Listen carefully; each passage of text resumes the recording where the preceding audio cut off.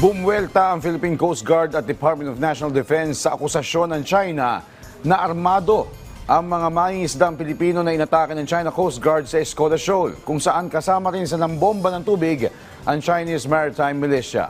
May report si Patrick De Jesus. Karagdagang video ito na inilabas ng Philippine Coast Guard kung saan makikita ang pagbuga ng malakas na pressure ng tubig mula sa Chinese Maritime Militia vessel. Direkta nitong tinarget ang bangka ng mga mangingisdang Pilipino. Nangyari ito noong Biyernes sa Sabina o Escoda Shoal sa West Philippine Sea. Kaparehong araw ng pag-atake ng China Coast Guard, gamit din ang water cannon na ikinasugat ng 3 mangingisdang Pinoy.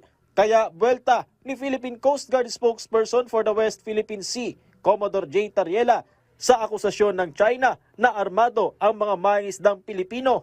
Common sense na ang mga pagsasabi kung sino ang gumagawa ng mga hakbang para magkaroon ng panganib sa karagatan.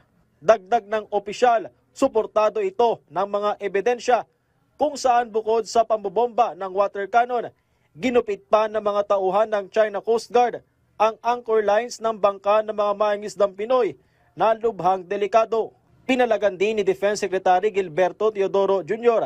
ang pagpapakalat ng maling impormasyon ng China para lamang depensahan ang iligal na aktibidad ng kanilang mga barko. Ayon pa sa kalihim, ang pagkondena ng international community sa ginawa ng China ay alinsunod sa pagtataguyod ng international law, freedom of navigation at kaligtasan sa karagatan. Malinaw na ang kaganapan sa Escoda Shoal ay hindi tuwiran. Maliwanag na ang Escoda Shoal ay nakapaloob sa 200 nautical mile exclusive economic zone ng ating bansa.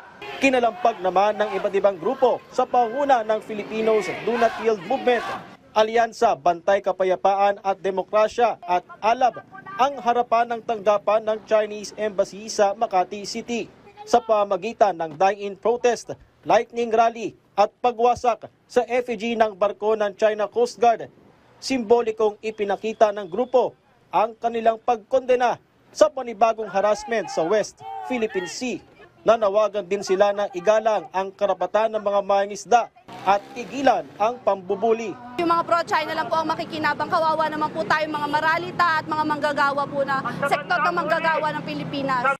Nakasuporta naman po kami sa kung ano yung ginagawa ng pamahalaan. Naniniwala po kami na mayroon pa po silang next step at doon po kami susuporta sa mga gusto pa po nilang gawin. Ang gusto lang po namin, mas lalo pa pong pagtingin yung pagbabantay po sa bahura ng Pilipinas. Bukod sa Estados Unidos, marami pang bansa ang nagpahayag ng suporta sa Pilipinas, gaya ng Japan na nagsabing tutol sila sa anumang aksyon na magpapataas ng tensyon. Nanawagan naman ang United Kingdom na tigilan ang mga mapanganib na taktika sa karagatan at igalang ang international law. Iginiit din ng European Union ang pagsunod sa United Nations Convention on the Law of the Sea o UNCLOS at sa 2016 Arbitral Award na pabor sa Pilipinas. Patrick De Jesus para sa Pambansang TV sa Bagong Pilipinas.